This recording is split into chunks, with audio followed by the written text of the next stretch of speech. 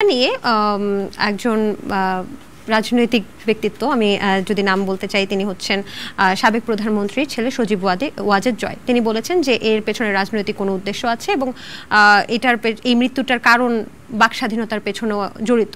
তো এটা নিয়ে নেটিজেনরা কিন্তু অনেক কথা বলছে যে আসলে কেন উনি এরকম একটা মন্তব্য করলো। সাগররুনি হত্যাকাণ্ড যখন হয়েছে তখন কি উনি এই বিষয়টা দেখেননি? তো আপনার কি এই ব্যাপারে কিছু বলার আছে, যেহেতু আপনাদের বন্ধু সবারই সদস্য তিনি? আমরা আপু মানে অনেকে বলছে সুইসাইড করেছে, আমি এটার সাথে আসলে একমত না। আমার মনে হয় না এটা সুইসাইড।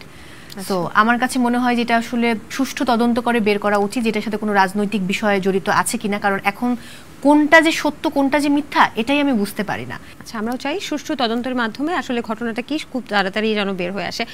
একটা বিষয় আসলে জানতে চাচ্ছি, আপনি একটা পোস্ট শেয়ার করেছিলেন রাহুল আনন্দকে নিয়ে, যখন শোনা যায় যে একটা গুঞ্জন উঠেছে সেই রাহুল আনন্দের বাড়িতে হচ্ছে আগুন দেওয়া হয়েছে। পরবর্তীতে এটা নিয়ে কিন্তু নানান জল্পনা কল্পনা আছে, এখনো আগুন দেওয়া হয়েছে নাকি পাশের ধানমন্ডি 32 থেকে আগুনটা লেগেছে, এখন পর্যন্ত কিন্তু সেটা সঠিক তদন্ত হয়নি।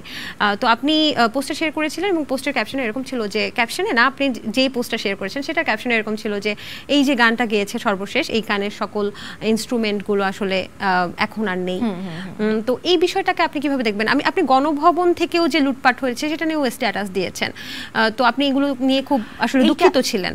ডেফিনেটলি দুঃখিত হবার মতো, মানে আমরা একটা সুন্দর ভাবে আমরা বলছি যে একটা গণ অভ্যুত্থান হয়েছে। ডেফিনেটলি আপনি দেখুন যে সেই পিছনের গল্পগুলো যদি আমরা একবার তাকাই, সে 52 ভাষা আন্দোলন এবং তারপরে 66 6 দফা, 69 গণ অভ্যুত্থান, 71 এলো, তারপরে এই যে আবার 2024-এর কথা বলতে হবে, মাঝে আমরা 90-এর কথাটাও বলতে পারি। 24-এ এসে আমাদের মানে জেনারেশন জেড এত চমৎকার করে সবকিছু করলেন। এইটা না, আমাদের বিদেশে অনেক বন্ধু আছে বিভিন্ন জায়গার, তারা কিন্তু ভিডিওগুলো আমাদেরকে পাঠিয়েছে, প্রশ্ন করেছে যে এটা কিরকম উচ্ছ্বাস। আমার মনে হয় যে উচ্ছ্বাসের ভাষাটা কিন্তু সুন্দর হওয়া উচিত। ছাত্র আন্দোলনের পক্ষে আমরা সবসময় ছিলাম, কিন্তু এইভাবে উচ্ছ্বাসটা কেমন যেন দৃষ্টিকটু লেগেছে আমার কাছে। এখন এটা নিয়ে আমাকে অনেক অনেক গালি দিয়েছে, গালি দিতেই পারে, বাট আমি আমার ব্যক্তি, যেহেতু লোকজনই বলছে বাক স্বাধীনতার কথা, তো আমার তো বাক স্বাধীনতা আছে, আমি আমার ব্যক্তি মতামত প্রকাশ করেছি। আমার কাছে মনে হয়েছে যে এইভাবে উচ্ছ্বাস প্রকাশ করার কিছু নেই। এই যে একটা গুঞ্জন, অনেক রকম গুঞ্জন আসতো যে আন্দোলন হচ্ছে বা ডাকাত পড়েছে, সেই সময়টা আসলে আপনারা কি? হ্যাঁ, ডাকাত দেখেছি, ডিজে পার্টি করেছেন? আমার নিজের এলাকাতেও ডাকাত, না ডিজে পার্টি করিনি, আমি বেরিয়ে হইনি বাসা থেকে। ডাকাত পড়ছে, ডাকাত শুনছি, সবাইকে ফোন করছি তোমরা সতর্ক থাকো। একদিন উত্তরাতে ডাকাত পড়লো। এটা কি গুজব ছিল নাকি কি আপনি দেখেছেন নিজের চোখে? ডাকাত পড়েছে, এটা সত্য। মানে ওই ডাকাত তো আসলে কি ডাকাত, যারা অনেকদিন না খেয়ে আছে।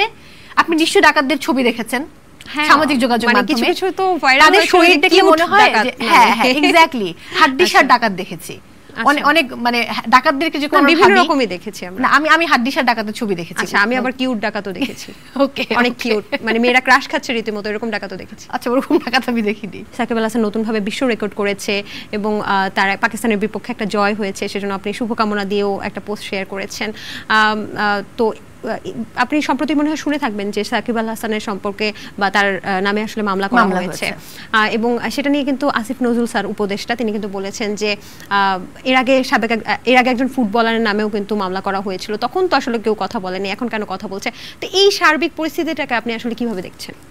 আমি যদি আমার জায়গা থেকে ব্যাখ্যা করি, সেই জায়গায় ব্যাখ্যা করলে হবে যে সাকিব আল হাসানকে আমরা কেন চিনি, মানে ক্রিকেটার হিসেবে বিশ্বসেরা অলরাউন্ডার আমরা বলি। ব্যক্তি সাকিবের প্রসঙ্গে আমি যাব না, ব্যক্তি মানুষের এক একজনের মানুষ খুব আলাদা। সাকিব যখন বিশ্ব রেকর্ড করে তখন তো রেকর্ডটা বাংলাদেশের পতাকা বা বাংলাদেশের নামেই লেখা হয়। সো ওটা যদি সে নিজের জন্য করেও থাকে, তারপরে তো এটা আমাদের জন্য করছে, এটা আমি মনে করি। আর আমার কাছে মনে হয় যে আগে কি হয়নি বা আগে কি হতো না, ওইটাকে ধরে এখন বিচার না করে যারা অন্তর্বর্তী সরকার, তাদের কাছে আমার একটাই চাওয়া যে সবকিছু খুব সুষ্ঠুভাবে হবে এবং সঠিক তদন্তের মাধ্যমে হবে। সাকিব যদি হত্যাকারী হয়ে থাকে তাহলে শাস্তি পাবে, সাকিব হত্যাকারী মানে না হয়ে থাকলে শাস্তি পাবে না। পিসিবির নতুন সভাপতি ফারুক আহমেদ, আপনি ইতিমধ্যেই পোস্টের মাধ্যমে তাকে কিন্তু শুভকামনা জানিয়েছেন। তো আপনার কি মনে হয় যে নতুনভাবে আবার বিসিবি গঠন হচ্ছে, তো সেক্ষেত্রে কি কি পরিবর্তন আনা উচিত? আমি যেটা আশাবাদী, ফারুক আহমেদ এবং সেই সাথে নাজমুল আবেদিন ফাহিম স্যার আছেন, আরও তামিম ইকবালকে আমরা দেখেছি, আরও অনেকে এখানে যুক্ত হচ্ছেন। আমার যদি সত্যিকার অর্থে বলি, টিমটা শুধু আমি না, আমরা যারা মানে স্পোর্টস হোস্ট আছি প্রত্যেকেই হয়তো বলবে যে একটা দুর্দান্ত পরিবর্তন হয়েছে এবং আমরা আশাবাদী যে ভালো কিছু হবে এটার সাথে আসলে।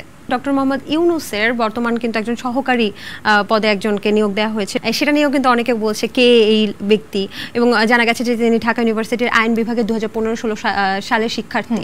এবং এই যে তরুণ প্রজন্ম রাষ্ট্র সংস্কার বা রাষ্ট্রের বড় বড় পদে যাচ্ছে, আপনার কি মনে হয় যে এটা কি আসলে রাষ্ট্রের জন্য ভালো হবে, নাকি অভিজ্ঞতা সম্পন্ন লোক থাকলে আরো বেশি ভালো হতো? না, আমাদের এখানে কিন্তু অভিজ্ঞতা সম্পন্ন লোকও আছে, অবশ্যই আছে। তো এখানে একটা মিশ্র ব্যাপার আছে। সো আমার কাছে মনে হয় যে একটা গ্যাপ ছিল এর আগে, তরুণদের কথাগুলো হয়তো ওই অভিজ্ঞ লোকদের কাছে গিয়ে পৌঁছাতো না।